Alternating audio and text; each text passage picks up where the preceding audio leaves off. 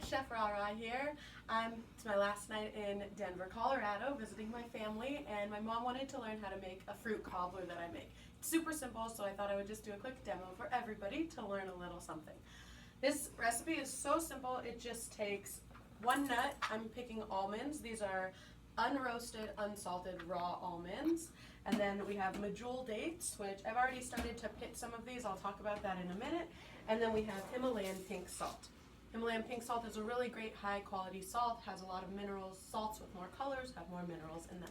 And then to make this a fancier fruit cobbler, I'm picking a nectarine. You can use any fruit you want. You can also do this without using fruits and just make energy balls with these ingredients. So what I'm doing here is I'm taking just a dry saute pan, and I'm turning on the stove to hot, okay, to high. I want this to get really, really hot before I put the almonds on it. I'll put it on in a minute when I feel that it's starting to get hot, but all we're gonna do is quickly roast this. The heat, when roasting dry almonds, releases something called an enzyme inhibitor. All nuts have this inhibitor, which prevents our body from absorbing the nutrients that are contained within nuts. So when we either soak the nuts, generally overnight, most nuts have different times that you need to soak them, ranging from anywhere from 6 hours to 12 hours. I generally soak nuts all night, but the other way, if I don't have time to soak the nuts, is to dry roast them quickly, okay? So that's what we're just gonna do here with the almonds. And while I'm waiting for the pan to get hot, I'm just going to seed my dates. It's really important that when you open up the dates, you check them for bugs. Sometimes there are little bugs in here, so it's just helpful to, bring them up to the light, and you'll see if there's any bugs. In Israel, there are oftentimes a lot of bugs in the dates, so it's really important that you just keep an eye on them. Okay, so I feel my pan's getting hot. I'm just going to pour 1 cup of almonds onto the pan, and I'm just going to let it sit there for a second, and slowly, just gradually, I'm just going to give it a little toss, okay, because I don't want them to burn. Once I start to smell them, I'll know that they're ready. So right now, we're just going to continue pitting our dates. If you have any questions, please feel free to comment below. I will answer any questions that you have. I'm doing 2 cups of dates and 1 cup of almonds. You can, of course, do however many dates or however many nuts you want, depending on your taste preference. However, I like to keep my fat content lower by doing half the amount of almonds that I'm doing dates. Okay? This is not a good date. It's too hard to even work with. But 1 cup of dates is about 9 dates in general.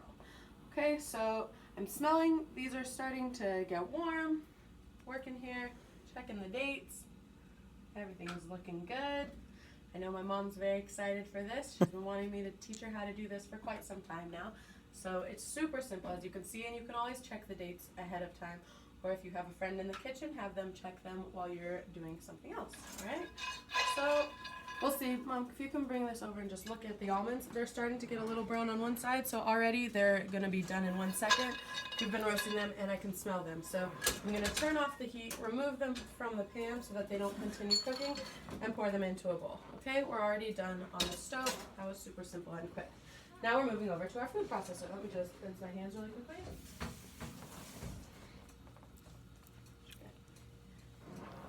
Okay, so now we're moving over to our food processor. I didn't soak the nuts the dates ahead of time, because generally a food processor will do the job.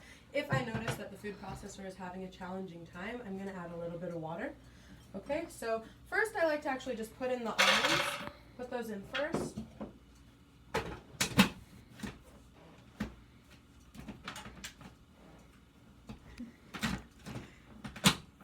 And do a pulse on these.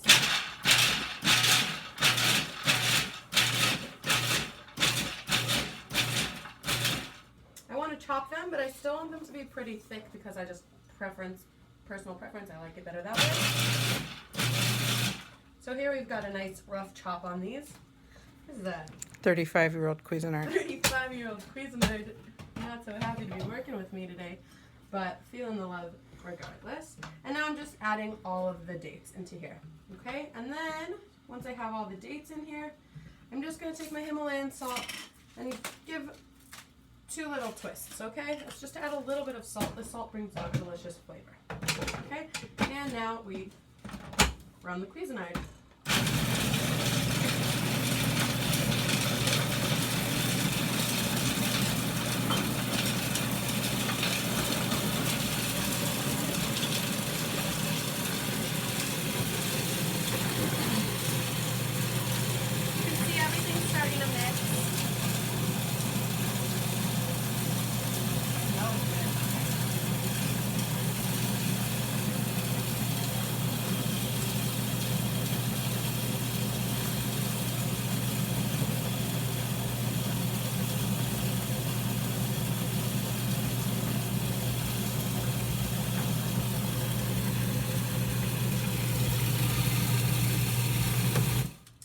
now you can see that we've turned that into a ball. Let's open this baby up. Here already, this is our crust. This is our cobbler crust. It's just a nice dough, okay? So you can take this in and of itself and make little balls. And you can have cute little balls, okay, of energy balls. This is great to take to eat before and after the gym if you're looking for something that's low calorie but high nutritional food. This is a really good option, okay? So I'm going to just put this to the side for 1 second. I love this house. Why do I love this house? I love this house because this is a cutting board built into the cabinet. Are you even looking at it? Sorry. Okay, so now I've got myself a little knife here. A lovely knife. That's like the worst knife I have in there. Well, that's okay. Okay, and I'm just cutting around the peach. That's for grapefruits. Nectarine. And yeah, it's a lovely knife. But I'm not gonna succeed here. No. Okay. There you go. And I'm just slicing the nectarine, okay? So there's a couple different things we can do here that I'm going to show you. One of the things we can do, these ones I'm going to slice into little squares, okay? I love the smell of this crust. It smells so good, right? I cut this on a little bit of a diagonal here, just for the cake. But I'm going to show you a couple of different ways that we can do. Okay, so over here we have the balls. Some of them you can put your little thumb into it. Make these really cute little thumbprint cookies, thumbprint cobblers, okay? And you can just kind of fill them. Yeah. Okay. Those are really cute. Otherwise, we can take a little ball here, okay? Just put it round and flatten it out. You can see it's so easy to work with. And generally when I do something round like this, I just then like to go around in a little circle and pinch the edges. So that makes the sides go up. I'm sure you've seen that on cobblers before. Little crust, the sides that are up. Okay. And then we can just take our nectarines and line it in here. Try to get the pretty ones. This is a beautiful nectarine. Some smaller ones. Excited for tomorrow. Okay, yeah, good. Yeah, let's see if we can fit one more little guy in here. Okay, my sister's graduating. She has a little party, so I thought that my mom would be easily able to create this. You can get back on me. I thought that my mom would really enjoy this simple dessert to provide for the guests at my sister's graduation. Sometimes people are looking for healthier options. So this is a super simple, this will save in the refrigerator, I would say for about 3 days if you've already added the fruit to it, because the fruit's going to start to release liquids. And then once liquid is added to anything, that's when mold can start to develop. Bacteria can grow. But because I didn't add any water to the crust over here, that can last, I'll still say eat everything within a week. But generally, it's not going to go bad, and you can definitely freeze this batter also because of the dates. It's super simple. You can eat it frozen. It's still going to be pretty soft because there's so many dates in here, and also because the almonds were warm when I put it all in together, it makes it a little bit softer, kind of like an almond butter is in this mixture, because you make an almond butter in the food processor also, but that's for another time.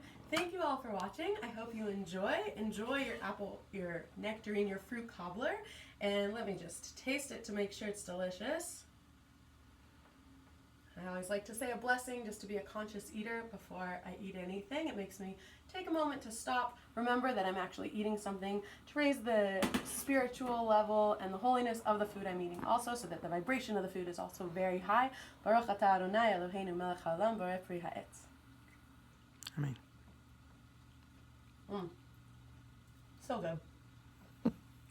I'll be sure to take some of these on the plane with me tomorrow. Thanks for watching.